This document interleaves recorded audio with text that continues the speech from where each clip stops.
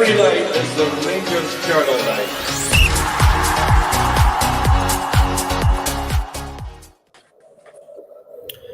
Good evening and welcome everyone to the Rangers Journal. My name's Kevin. I'm going to be the host for this evening for our live Q&A. Obviously the name of the game this evening is if everyone can filter in their comments for the guys to answer and we can get the show on the road. But starting off, Chris, how are you doing, mate? Very well, Kev. Great to be here tonight. Looking forward to some good questions coming in. Great, mate. Great. Good to have you on. Apologies, I had to dive across and mute the TV there. Forgot I had the house game on in the background, man. Rookie error. Mitch, how are you doing, mate? You good? All the better for seeing you, Kev. Back in the hosting chair and all sorts. Got my usual sparring partner to my right. And then I've got a new sparring partner up the top in our Chris. Please see me, mate.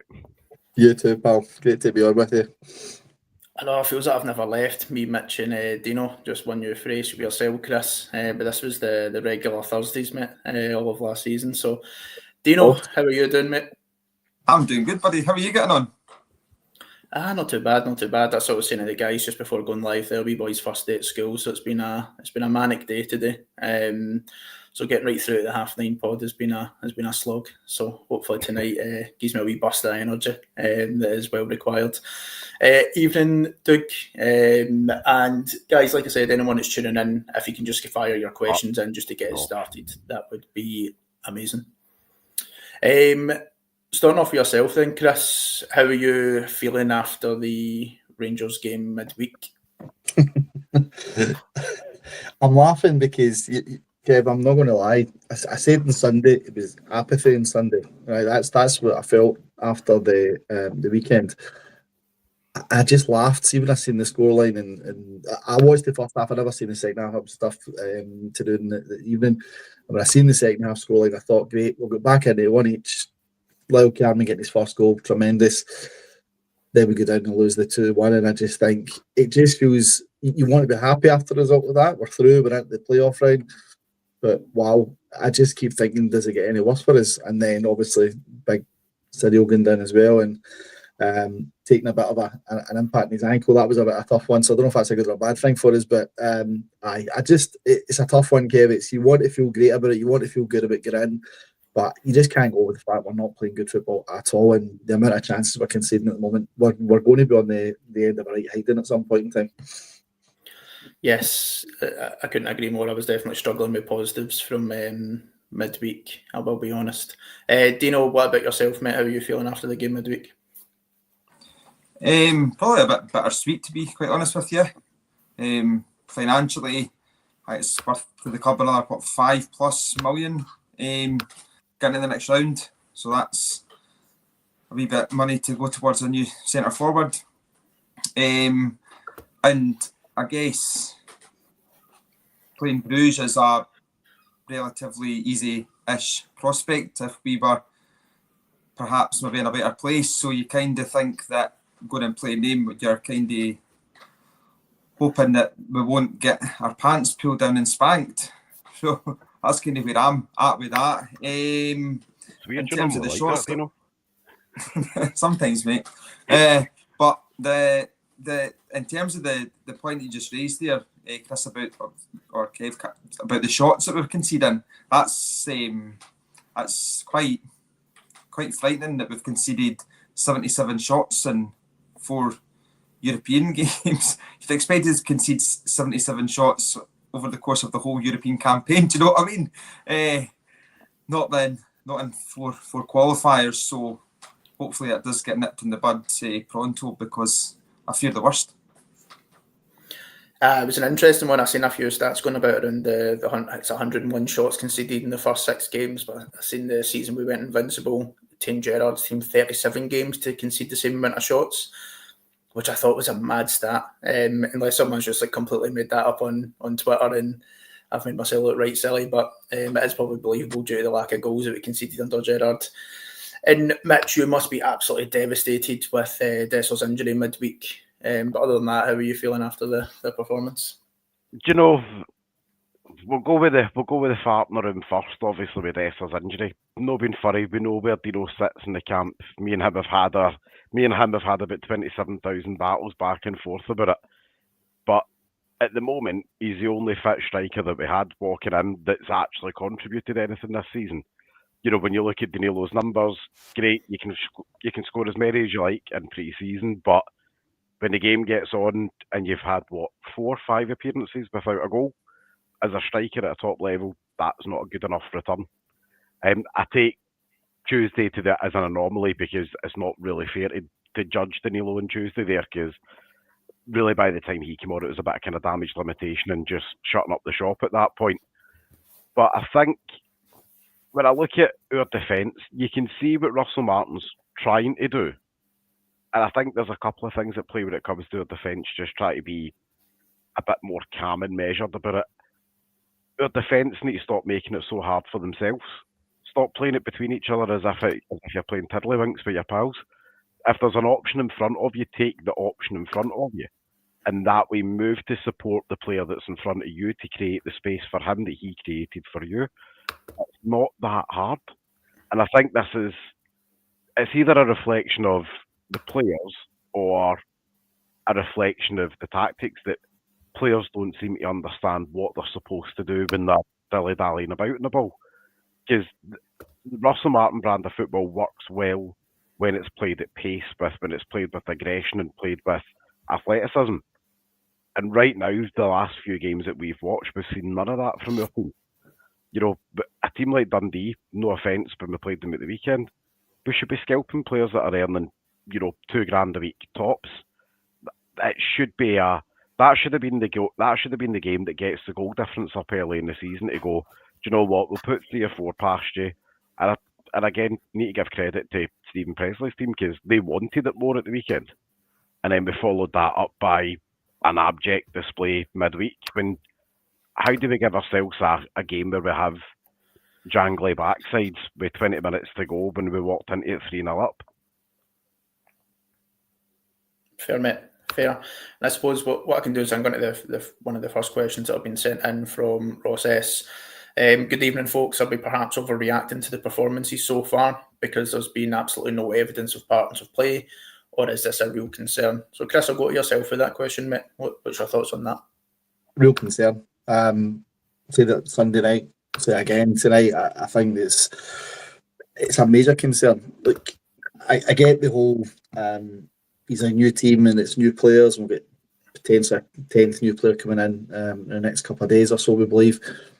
But look, there should be progression in the play. There should be progression in the pattern. There should be a decisiveness about the team at the moment, and there's not. What you should see, Kevin, from Bronze, you should see that building up from the first game in pre-season all the way to where we are now. And I can't remember off the top of my head. What are we in? 10 games in, including pre-season, something along those lines at the moment. Can anyone say that we have genuinely went from starting off okay to actually saying, you know what, we can see what we're trying to do and things like that? If anything, we're going backwards. It seems to be that our whole plays across the back line, it goes from goalkeeper to defender to left back to right back and back to goalkeeper again, and it just seems to keep following that trend. And it just reminds me of a worse Gio towards the end of his term. That's what it reminds me of at the moment, and we've seen how the fans took to that. This play is not something that the fans are going to take to if it keeps going. And look, Martin's not showing anything different to what he's done at Southampton to what he's doing here. It seems to be a carbon copy reflection of it. And I think if you'd asked any Rangers fan before Martin came in, that was their fear. It was going to be a carbon copy. My bouquet would be, see if we had seen a plan B of some sort, or if we'd seen something a little bit different in terms of how they're trying to change it up, I'd be saying, okay, give the guy the chance. Let's see how it progresses and how it goes. The only plan B that we have seen at Rangers so far is the last 5 minutes of the game against Dundee when there was no tactics at all. That's the only plan B we've had. There's been nothing since then. So I would love to say I think we're overreacting. I just can't see this changing. Maybe you'll get a couple of weeks down the line, a couple of months down the line, you'll get better. But I think at that point in time, it's too late. And I think, as Mitch said, Dundee should have been the chance to get your goal scoring up. That should have been your goal difference there. Should have been a cricket score. I think people were saying 7-8-0 at one point. I brought it back to 3-1. It was my prediction by the time we got to the weekend. But we should have had a much better place. And I think anyone who's worried at the moment as a Rangers fan should very well be, because there's nothing changing at the moment from Martin, I think. Oh, I couldn't agree more at this point in time. And Dino, do you think this style of play either just won't work at all, or do you think it's once we get some extra bodies in, whether that be Asgard coming back, Egeman potentially coming back, Moore getting introduced to the squad, plus maybe a couple other additions, do you think this sort of style of play that Martin's trying to play could become successful, both in our league and also in Europe? I'll be honest, the style of play that he's playing, it doesn't matter. I don't think it really matters currently who's on the pitch. I don't think it's going to materialise by what I'm seeing. I think the glaring obvious options that the players have to pass the ball, like it doesn't matter who's on the pitch, the players are maybe in the right positions and stuff, or they're not in the right position, but just need to move 5 yards in field to get and be in the right positions. Like that's down to in my opinion, down to Martin telling his players what to do. Like if you look at it, in the context, Joe Rothwell's getting the ball and he's passing it back or passing between them and things like that, when we're like sitting with 4 defenders and him against Dundee who have got 10 players, then I know I'm not trying to repeat what Andy Halliday said, but you had 5 players trying to play against 10 folk essentially. That our style of play is not going to work. It doesn't matter who you've got on the pitch. That is not going to work. You need to be more aggressive, and you need to be more, you need to take a chance and not be so defensive and passive. You have to be like play with a swagger. You're Rangers. What are you scared of? You're at Ibrox.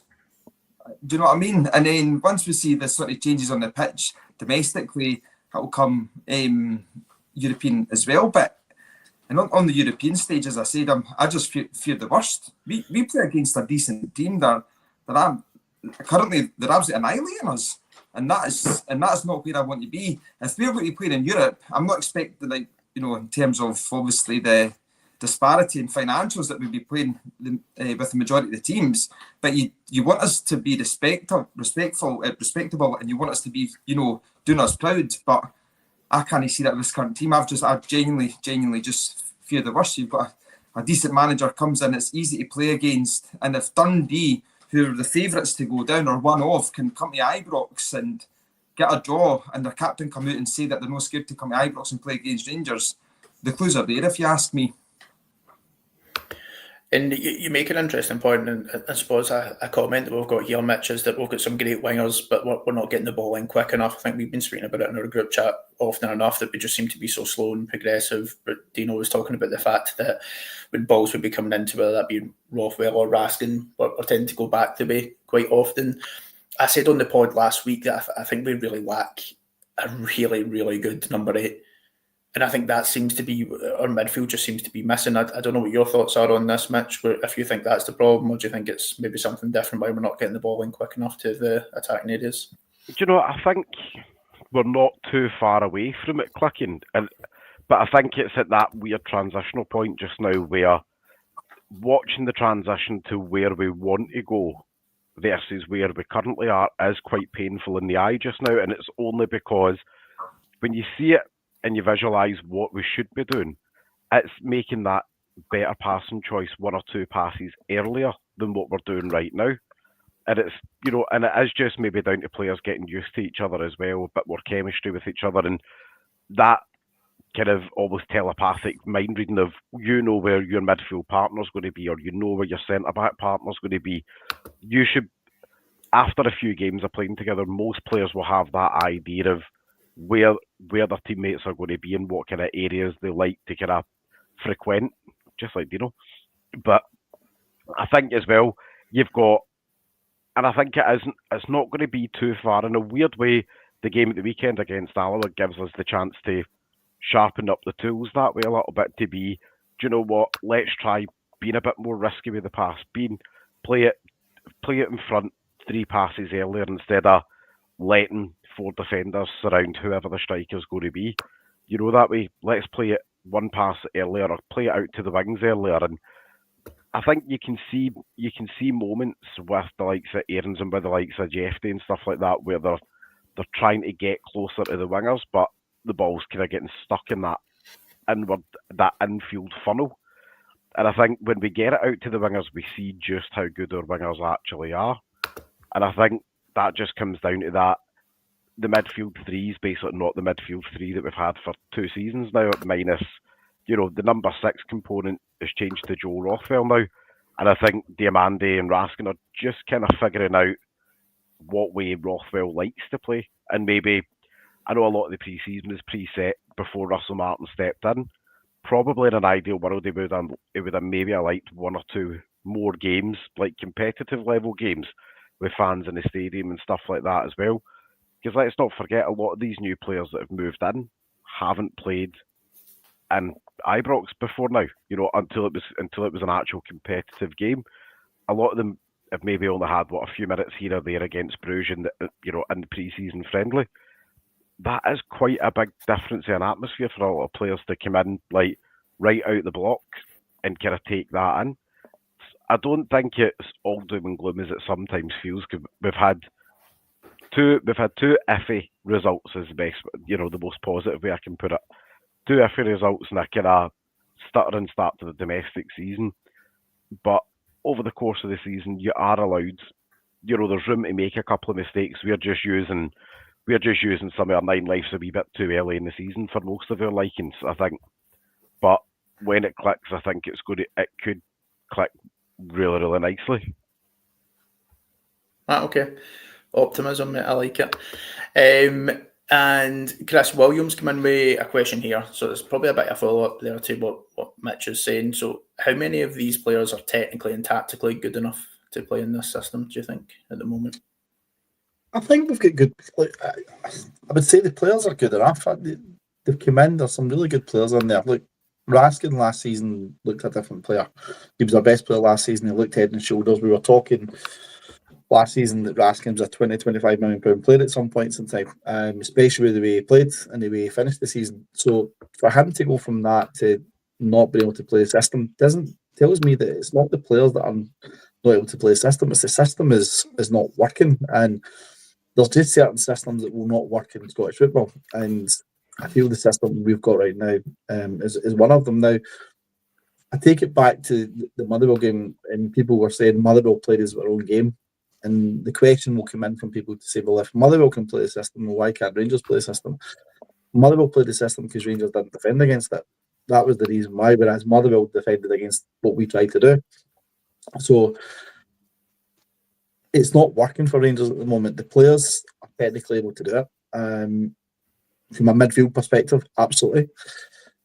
I do have some reservations around the likes of John Souttar and Jeffy. I know Jeffy looks to be on his way out the door at the moment, but I do have reservations around them trying to play the passing game that Russell Martin wants them to play. The 2 wingers, I think someone said it in the comments, I was reading through the comments there, someone said that we've got 2 cracking wingers now. Are we using them to the right ability? I don't think we are. I think the problem is we're putting it out wide and we're overloading that position with the attacking midfielders that are there. And Dundee capitalised that. On Saturday, they put 3 up against every time we had a winger. There was 3 men there, and it just snuffed out the space. So I don't think it's the players, Kev. I really don't. I think it's the system at the moment that isn't working, and you need to be able to change it to something different during a game. If it's not working, try something else. And we just don't seem to be able to change it to something else. So I think the players will steadily get performance again. I was probably a wee bit harsh earlier on when I said we've not seen any progression. Someone again, I can't remember who it was, put it in the comments and saying the first game against Pilsen at home, you could see the patterns of play there and how we wanted to do it. So it can be possible, but I think the players are going to take a bit of time, longer than what we need at this moment in time to adapt. My worry is by the time they adapt to it, by the time we get to a situation where we start to pick the holes that other teams can't compete with, then are we too far behind at that point? That's where I'm at with. That's the worry I'm at. And I think if you ask any Rangers fan at the moment, the league for us is the priority this season. And again, it'll probably something we come on to later on if the questions come up. But I've got a worry is potentially the playoff and potentially Champions League. I know it's money and things, but is it a distraction that we don't need at this point in time just now, especially as we are trying to fit a new team, new system, new players? We could go in there and take an absolute hiding if we get there, and what does that do? It knocks the confidence again, and before you know it, you just don't want to watch it at that point in time. So I don't think it's the players can't do it. I just think it's the system at the moment is not getting. Martin's not getting his message over, or the players are not taking it on board. It's simple as that. And I suppose Mitch, I'd be interested to see what your thoughts are on this as well, just because Chris was talking about the potentially changing a system that suits to get wins. So Mark's asked, why doesn't Russell Martin change his style of football for short term until he gets his own players in? I think there's it's a kind of tricky question to answer, because there's still a lot of players, as we all know, hanging about the club just now that have all been basically future Fridays at the moment. They've been told go and find a new club before the end of the window, and those players that are also kind of hanging about as well, there is that they have seasons-long relationships with the players also currently in the first team squad. There is bound to be a couple of players upset that their pal's been told, see you later up the road. There's also, we're in the silly season as well. There will be agents in players' ears at the moment. We're going to have a fair whack. We're going to have a fair whack kind of going on just now behind the scenes. And I think as a manager, you want the players to play the way that you want them to play from day one. Let's not forget the team have had a full pre-season under Russell Martin. It's not like he's come in January the 4th after a honking period. He's had a full pre-season with them, and he's had them, over at our training ground. He's had them down at St George's. They've had plenty of time together. And there comes a point in time where, at this point of the window, there's maybe an element where Russell Martin basically tells the players, either shape up to the way that I want you to play or ship out.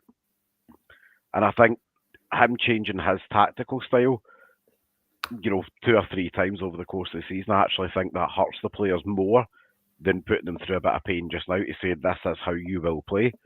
Because with 2 or 3 weeks left to go, it gives us a chance to turn around and say, you and you can fit what we're trying to do, but you and you can't. So again, you can join the Future Friday Club. Fair comment, mate. And this is changing topics slightly just in terms of signings. Just I know Doug had sent this earlier on, so I'll pull this up. This was the first question that came in. I think it was probably off the back of Bowie's goal this evening. This is where this has popped into his mind. So Dino, what would you take Bowie at Rangers, and where do you think he'd sit within our squad striking options? You're better asking somebody else. I've not got a Scooby. That's fair. Chris or Mitch, do you know much about Bowie? I'll be honest. Oh, sorry, there you go, Mitch. There you go. No, after you, mate. You'd already started there. I was on a bit of 3-second delay. No worries. But to be honest, see if you were asking me at this time if we had a settled team, we'd settled manager, we were riding high at top of the league, I would take him for the fact he's a really good young player. What I've seen of him so far, I think he's very attack minded, which is great because he's not this type of player who wants to play back the way. He's always looking for an opportunity. He's always looking to try and get the ball in the back of the net. He's too young at the moment and he's too raw at the moment for me. I think Rangers need someone experienced in there. We need a number 9 that the fans can take to. And I think if he was available as an option, would we take him? I don't think Rangers would give him the time of day at the moment. I think the reason he's been looked at by some fans, because I know Doug's asked the question, I've seen some of the comments myself online about people saying that's a player we should be looking at. That's a project player 5-6 years down the line. That's not what Rangers need at this moment in time. We need someone who can be that number 9. And the type of player I think Rangers should be going for, and I know he wasn't universally accepted at the time, but the one that I really liked because I thought he was a cracking finisher was Antonio Čolak. And I think a Čolak type finisher in this team would be tremendous. That's the type of finisher we need, I think, at the moment, whereas we just can't seem to get it. But excited to see. I know we're talking about Kieran Bowie here, but I wouldn't take him. I would be more excited to see what Mikey Moore is going to bring to the side when he comes in on Saturday. And I'm also looking forward to seeing Eagleman again, providing he stays at the club for the rest of the season, which I'm hoping he does. But yeah, that would be a good one to see and see how Mikey Moore plays. Fair. And I've just seen that comment pop up and it's made me glance over to the TV. Hibs Taking in it this again. is now heading into extra time. It is indeed, yeah. It is indeed. I know there's been a bit of mixed feelings around Russell Martin at the moment. I think if you look on Twitter's a pretty toxic place. Bit of a mixed bag in terms of what should be happening. Alex has posted a comment here saying we need to stop sacking managers by October, November. Time is needed, however, it is frustrating.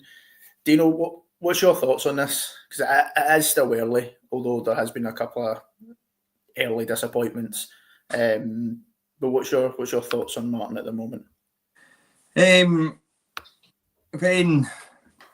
Russell Martin was first appointed, and obviously the 49ers have just taken over and things like that, I kind of like suggested that if he does come in and he's rubbish, they've got the money to sack him, because I do believe that they want success at this club, and being at a club at Rangers, you seldom get time to make it happen. Graham Souness and Steven Gerrard the exceptions, I guess. But if it comes to October, November, we're in Europa League, not doing well in the Europa League. Our league form's rubbish, and we're not seeing any real improvement in the team from now to then. I think for the club, for the future of the club, short and long term, you've got to be sacking them if that's the case. And I know you can't keep changing managers, but we can't keep being subjected to failure. But at Rangers, you need to win. And as I said, Graham Souness and Steven Gerrard came in when the club was an absolute mess both times. And Graham Souness obviously worked out better than Gerrard, but the point I'm making is they were given time. Russell Martin isn't going to be given 3 seasons to win a league title. I'm sorry, but he's just not. We're in a position now where we have money, we've got back in. We can, look to, I'd imagine, be sacking managers if they're not producing the goods on the pitch, as far as I'm concerned. And then I guess it's on them, the onus is on them for even more to pick the right person. Now, we don't know the reasons as to why Russell Martin came in. I think it was the fan base was pretty split, at least for him coming in, but when he came in, we all backed him, and so we've got to back him, we've got to be optimistic, we've got to be hopeful, we've got to think that he's going to take Rangers to the next level, because the blah blah blah blah blah. But if he doesn't come in and if it does come in and he's not good, then there's only one option at Rangers. If you think about it, we lose the Old Firm, we lose in the league, we lose in Europe, and you come to October and you've lost 7 games type thing. That's not really any good for any Rangers manager, as far as I'm concerned. We're absolutely starved of success, and I know we're given opinions as fans because we bleed blue. But at the end of the day, the guys that have came in, they've not came in just to spend some money just for the sake of it. They want to be successful, and having a manager that's not going to be successful isn't going to be good for them, as far as I'm concerned. And Mitch, what's your thoughts then on Russell Martin? Because I think for me, from a European standpoint, I think when we got drawn against Panathinaikos in qualifying round 2, I think probably the objective would be can we get to where we got just now? Although midweek was incredibly disappointing, but I know we're through. The league's obviously been a poor start. But what's your thoughts on Martin at the moment? I think he's got some credit in the bank. And I can see Dino's face, he's chomping at the battery of that. He's just killing him again because he's kissed too many girls and his teeth are falling out now. But I think when you look at the overall wider picture away from results as well, the turnover and the recruitment that we're getting now is what we were promised 2, 3, 4 seasons ago. And it's quite a lot. Right now we've got a squad probably of, give or take, 32, 33 contracted players. That's a huge squad for any manager to try and work through just now. But he's also, of that 32 to 34 players, we're probably going to have, give or take, 5, 6, maybe more, leaving the first team out of that. Again, stick your finger in the air, depending on which way the wind blows, the number could change. And I think he's got us through one of arguably the trickiest draw that we could have got in the qualifiers with Panathinaikos. He's got us through, albeit slightly in a way that we wouldn't have liked, with the last round there. We'd done the job at home, we went away. It wasn't a complete disaster, but it wasn't really what we fancied either. I think one of the biggest things that he needs to try and figure out, and he's in the team just now, is a little bit of balance within the team. We've got a lot of young, hungry, raw, athletic players that have just come in the door.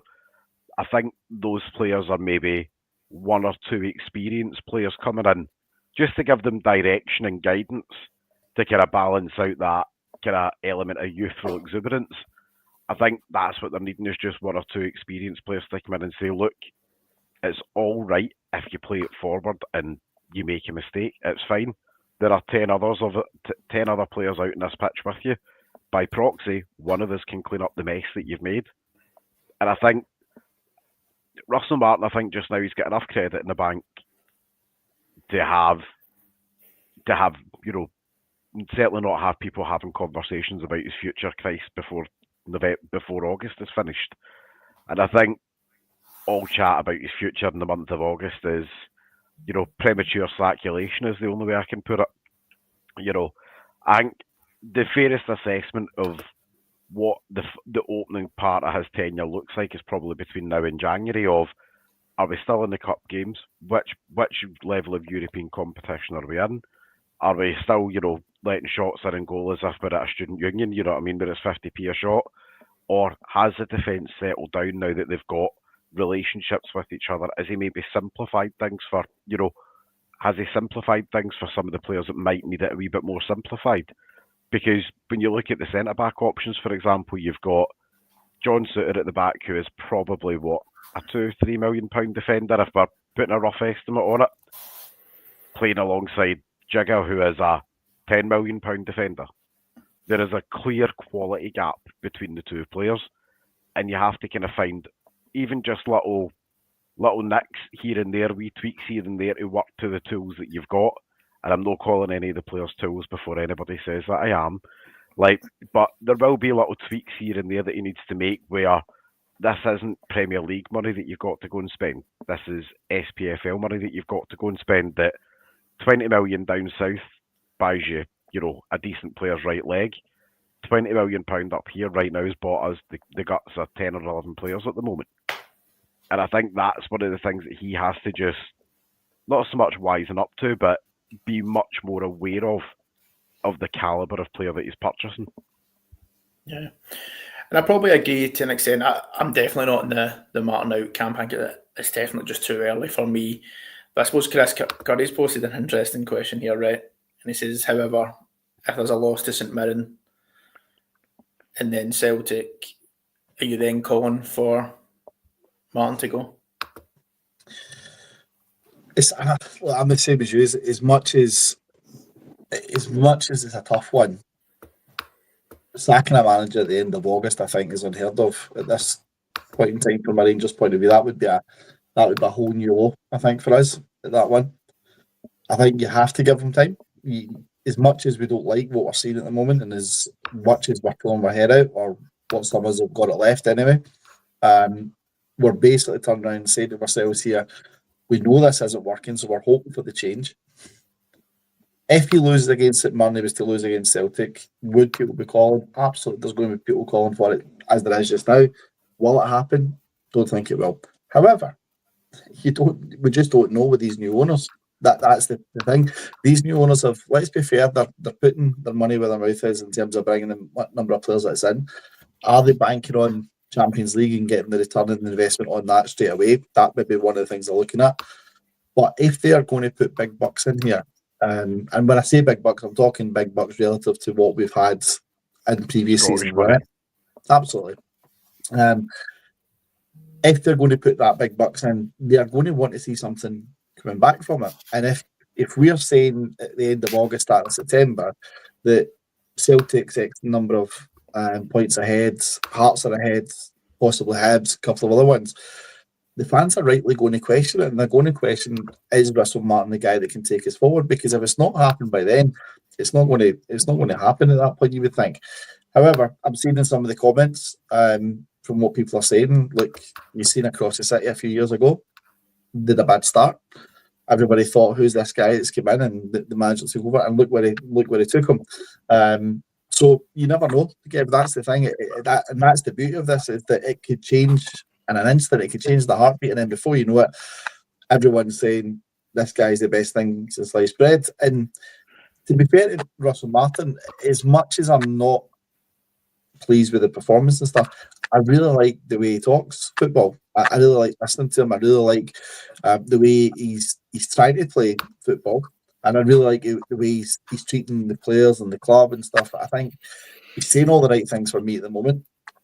He's just not getting the tune out of it, and it would be, if anything was to happen end August, maybe into September, I would feel really bad for the guy, because I think he's came in here and he's trying his best, and he's doing him and his team. I think his assistant Gil, he seems to have a really, really big part to play in everything as well, which is brilliant. So is sacking him the right thing? I don't think it is. But we can't continue to play in the same way we're going, because, as we've all said, and everyone, all the fans are saying, we're going to take a right hiding at some point in time, and that's not how Rangers should be at this moment in time. Yeah. Can I come in there on that, Kev, please? Go, If that's all go right. for it, Yeah. Just something that you said there, Chris, regarding Ange at Celtic, and it took time for that to click. But everybody could see what he was trying to do, and Celtic were excited by that. We can't see what Russell Martin's to try to do and be excited by it. So that's in my opinion, I'm just thinking how I feel.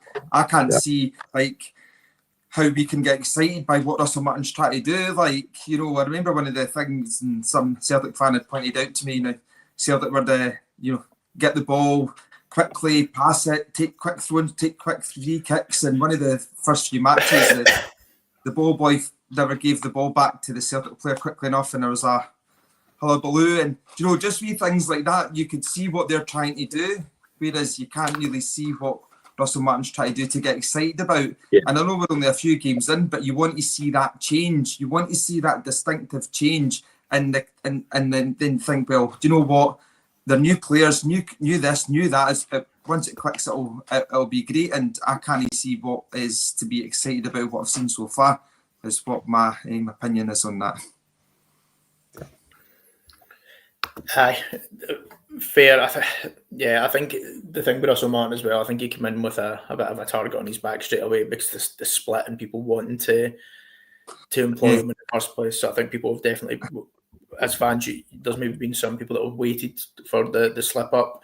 He has spoke a lot about needing time, which I get is probably he's been allowed to have in other jobs, but I think when you're taking the job at Rangers, that you don't get that time, unfortunately, which is probably lived over the last few weeks. In all fairness, Mitch, I feel you're eager to jump in there, mate.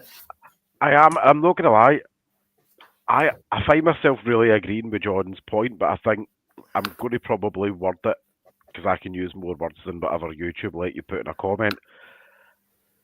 There's probably an element within our fan base of, there's a portion of the fans that it's a snobbery, because that Russell Martin wasn't their choice, because he wasn't Stevie G, or he wasn't Ancelotti, he wasn't this sexy name, or the name that came with that level of appeal and nostalgia that we still hold with ex-players of ours. That suddenly, when they leave Rangers, we suddenly go, this player was an absolute baller and all that, and you're like, when he was here, he was all right. Like, he was just fine. the whole era and the whole system post-takeover needed something fresh and new. Stevie G wasn't the answer to that. And if you look at Stevie G's managerial career after he left us, it's not exactly, he's not exactly set the footballing world on fire. You look at Ancelotti's career now, he's taken the option of following his dad, obviously, out to Brazil. Clearly a young manager that's not ready to make that step up into a European league. And, depending on what stories you want to believe, he's potentially played himself into a mess as well. So when you look at the other contenders and the names that came out, Russell Martin is a seasoned manager. He's got a proven track record of success. He knows his way around the game of British football. Rather, he knows what he's doing there, and he's won big money games like promotion into the Premier League. And albeit what happened in the Premier League is also not entirely down to Russell Martin either. A lot of people overlook the mess that Southampton found themselves in after their head of recruitment left midway through the summer transfer window. A lot of the tools that he had at his disposal down at Southampton weren't the players that Russell Martin probably would have picked himself. It was basically who the supply teacher put in. To put it in a kind of crude context. And I think we could turn around and say, manager X and throw managerial names out there, and there's still going to be people within the fan base that don't agree with whatever name that you put out there, because they'll say that manager's not Walter, or that manager's not Stevie G, or that manager's not this. And that's because those managers are, yes, etched in our history and successful managers, but they're yesterday's managers. They're not in today's mould of football managers. I think what we still need on the pitch is, as I say, a couple of more experienced players to help guide those younger players forward, and probably one or two leaders on the pitch.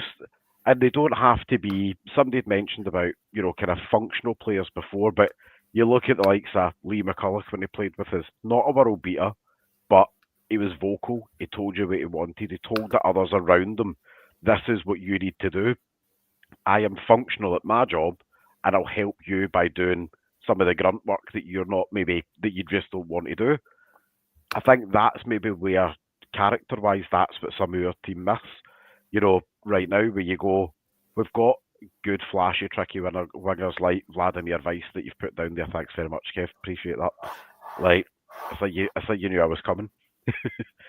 But we've got good fullbacks there at the moment, obviously with Max Aarons. We know a new left back's coming in, because we've been told a new left back's going to come in. Probably at this stage of the game, it might be two, depending if all three of our current left backs end up out the club, or there's question marks still over all of them.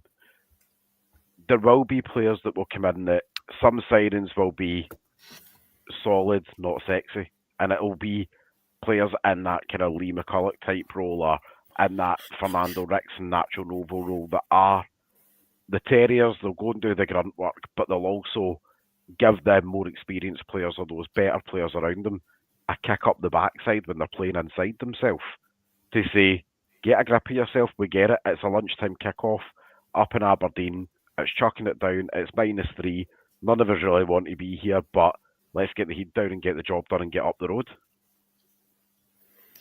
Aye, definitely. And there's been tons and tons of comments that are coming in about the defence, Chris. And probably one thing that's probably quite surprising is that with Russell Martin being a centre-back, and there was definitely complaints about his team's defensive attributes in his previous clubs that he's managed, and this obviously seems to have continued into Rangers so far. And Williams asked us, how can we find a balance between defensive stability and offensive output? I think the defensive stability at the moment, for me, is all over the place. It really is. So let's take that for the first part, Kevin. I think I'm not liking the zonal marking at all. That's just not for me. Man mark all the way. You've got to man mark the guy. And I think we've seen in midweek that the goal came from that zonal marking. I think the guys in the tactics side done a great job of it earlier on, showing it. That header comes in because you're not man marking and people don't know their job. So from that point of view, they need to get that shaped up. And Martin should be looking at that. He's the one who, as you say, was the central defender. That should be bread and butter for him. However, is it Mike Williamson? He's the one that's the set piece coach. He was brought in to do that. I'd be questioning what has he been doing in that sense, because the actual defending for us has been shocking, not just in the game there, but you look at it against Dundee, that was where Dundee would get a goal. They had 2 chances in the first half before that. And then if you look at it the week before, when you look at the Motherwell game again, it was corners and free kicks into the box that had us absolutely worried. So for me, one thing I keep hearing from Russell Martin, and I've heard it through all of pre-season, is about fast attacking football and going aggressive on the ball, right? That's what we keep hearing. I'm not seeing that. And if we were to take Williams' question and say, how do you get that balance between defensive stability and offensive output, right? Martin wants his defence to be aggressive. He wants them to play the ball out. He wants them to push the players up the park. We don't have central defenders who can play those passes. Yes, Tav can play a pass, but he can't defend. So he's trying to get that balance there. Jeff Day, let's be honest, he could make a good run. Could he defend? No. Cost us the goal the other night in Europe there. So it's all over the place. When you try and get that balance, it is all over the place at the moment. What we really need is people who can defend and play good passes out. I think Jigga, given time, will come good. I think he will be a really good player. I've been really impressed with Jigga and some of the stuff he did, other than the sending off on Saturday. Aaron's, I don't know. Jury's still out on him for me. I don't know if he's going to cut the mustard in this one. And then as Mitch said, you're going to have a couple of new players coming in, centre back, maybe left back as well. So it'll be interesting to see what that can do.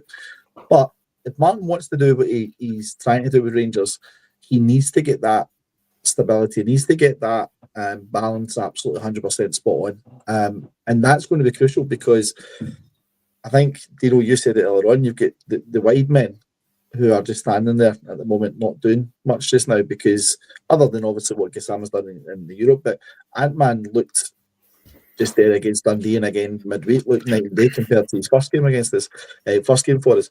So you've got to question, has he got that balance? Has he got the right balance across the middle of the park? I don't think he has, and that's where we're lacking. And he needs to get that right, because if he doesn't, we're going to continue to concede chances. And I think I said it on Sunday to Kev on the podcast. Someone said to me at the start of the season, this will be the lowest scoring Rangers team ever.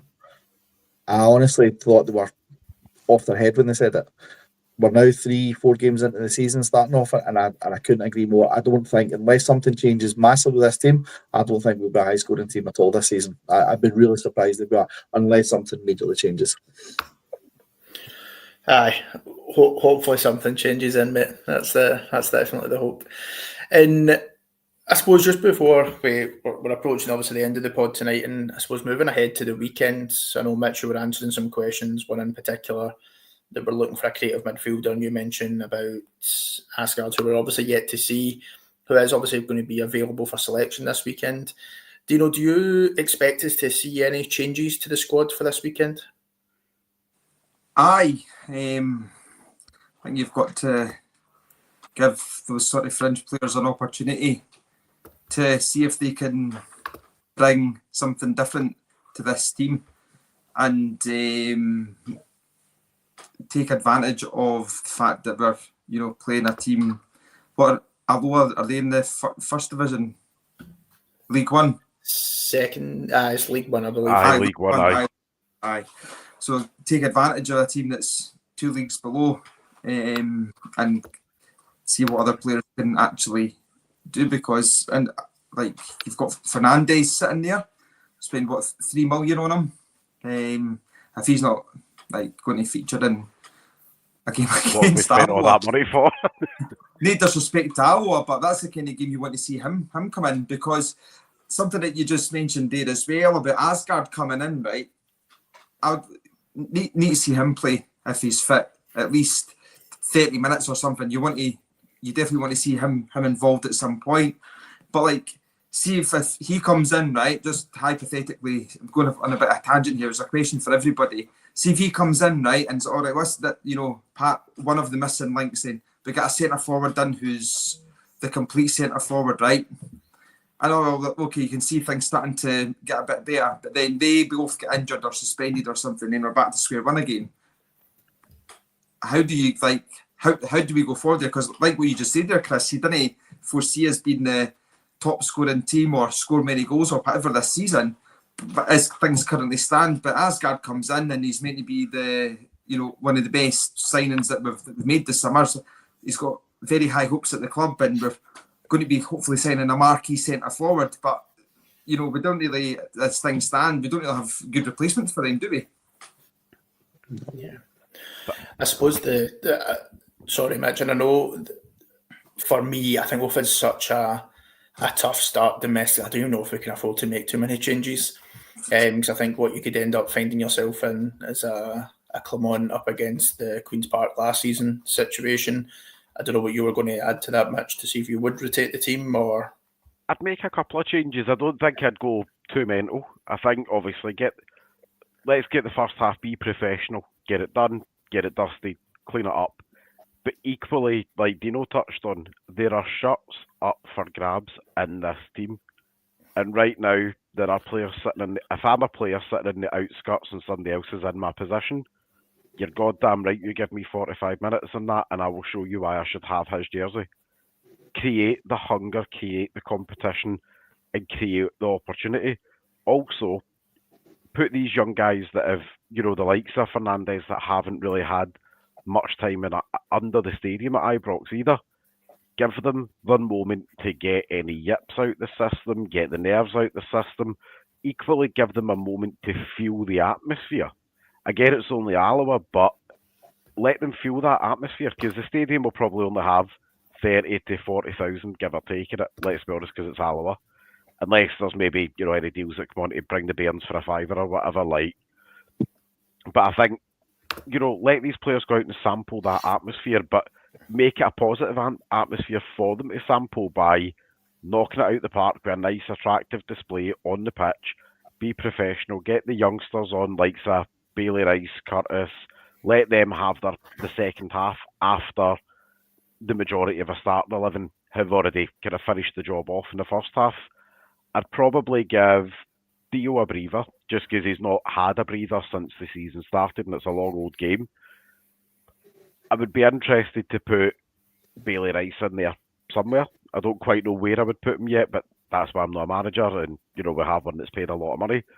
I'd put Fernandes in at the back, probably with Jigger, and I would put him in there only again. We know Suter's got a long history record, so give him a break. Simply say, you don't need to play against Alloa. It's fine. Stick whoever we're going to stick in it, depending on what Max Aaron's fitness levels are. Give him a wee run out for 40 minutes, half an hour, see how he feels. I don't think I'd want to take Butland out the team as much as I would like to see Kelly come in. I think I would probably, cause Butland's on form right now, I'd probably be inclined to leave him alone where he is. And as much as that does kind of pain me, but I think this is a good game as well for the likes of, to see the likes of Asgard, to see the likes of Fernandes that we've not seen much, to see the likes of Mikey Moore, but maybe introduce them in the second half. But also as well, I think Agamari's meant to be in the team as well this weekend, depending on fitness tests and all the rest of it. But to go on to Dino's point about the underbelly, the squad, about the about the depth of it, I think that can't get addressed until some bodies actually get out the team, because again, we've got about 34 players contracted to the first team just now. Yeah, it's definitely hard. I think for me, I would love to definitely see Asgard, Moore, Egerman come into the team. 3 players that we've just not seen this season. Chris, I don't know what your thoughts are on that. Absolutely, 100%. Kev, I think Asgard, really, he's a player I think will be really exciting for Rangers. I think the fans will love him. When he got announced, I tried to watch as much videos as I could possible of him, and what I've seen of him, I thought this guy's a really good player, and I think he'll really lighten things up for us. Can't wait to see what he brings on Saturday. Obviously, fitness test depending as well. Mikey Moore, somebody I've seen him in the Europa League for Tottenham last season and watched him there, and he's got the world at his feet. This is a guy I think I'm actually probably more excited to see Mikey Moore than I'm Asgard, if I'm being honest, because I think Moore he's got the ability to play across the front three, anywhere across that front three, and I think he'll be a really, really good player for us. And what better way to go in and play against? Look, no disrespect to Alloa, but Mikey Moore, if he can't get up against them, then he shouldn't be here. So I think he'll be tremendous. Again, I'm excited to see Eagleman. I don't think Eagleman thing's done and dusted. I don't think he's going to go. I think if it was going to happen, it would have happened before now. So my view is I think he'll be here, and I think he'll play a massive part for Rangers this season. Again, just to come back on to what Mitch was saying though, for me, Bailey Rice, I would love to see it. I really would, Mitch. I would love to see Bailey Rice in there, and I think even last season when I watched him, I thought he could see some really good moments. He's a boy I think needs to get on loan, and I think he will go on loan. I think Rangers have entered into the cooperation agreements with different clubs and leagues and things. I think you're going to see Bailey Rice go out on loan this season because he needs game time, and I don't think he's going to get that game time. Similar to someone like Finlay Curtis, who I think I would like to see in as well. I think he'd be great to come in and give us something a little bit different. But I think these type of players, just based on what Martin's going to try and achieve this season or what he's going to try and do, I just think they're going to be out on loan. And I would be very surprised if come the end of the window we've not got an announcement of Bailey Rice and the likes of Curtis going on loan. But look, Saturday will be an interesting one. I just hope it doesn't spoil our Saturday night again. That'll be a third one in a row. So I'm hoping it's a bit of a difficult one for that one. And I think if we can see those three players coming in that we spoke about, plus some others in there, then I think it'll be really good. But if I can just touch on as well, I think Mitch said Butland, keep Butland in 100%.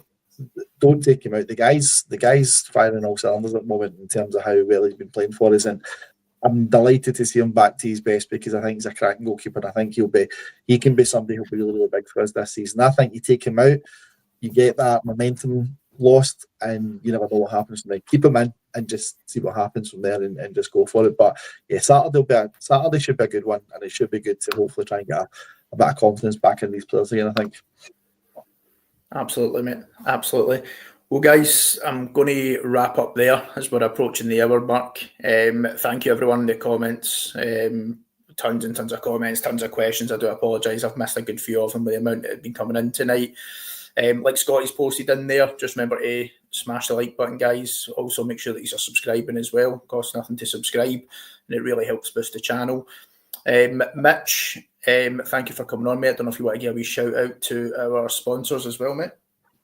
As always, the Journal podcast is brought to us by our lovely sponsors, Off to the Match I Go. Make sure you go and check them out for all your Rangers memorabilia and pop in the code Journal10 at checkout for 10% off your order. Perfect. And thank you as always, mate. Always a pleasure, Mitch. And Dino, mate, thanks for coming on, mate. Thanks for having me on, and it's been good to have you hosting again, Kev. Glad I went as smooth as possible, mate. The Thursday Club's back in good hands. Yes, mate. Well, it was good to see you again, Dino. And Chris, mate, it was good to be on the first pod together as well, mate. Thanks for coming on. No, listen, thank you for having me, guys. It was great to be on, and hopefully this is one of many going forward. Can I just say really quickly, Kev, before we go, one of my friends have texted me to say that I can't live up to your guys' beards because mine needs a bit of Just for Men. So what I'm going to say right now is, if anyone from Just for Men and the Coleman International is watching, we would be happy to take a sponsor on a Thursday night for Just for Men if anyone wants to do that. So I think my beard could be doing with a little bit to keep up with you guys. So mate, the light hiding the grey hair in mine, don't worry about it. I know, listen, mine is getting shown very clearly here, mate. So if anyone is watching for Just for Men, they want to give a wee sponsor, I'll happily do it and do it live and do it on a Thursday night to see how it turns out. Put it that way. There we go. Perfect, mate. It was good to have you on. And well, thanks, everyone, like I said, thanks for tuning in. Thanks for joining. And just remember, like and subscribe. And always remember, every night is a Rangers Journal night. Thank you.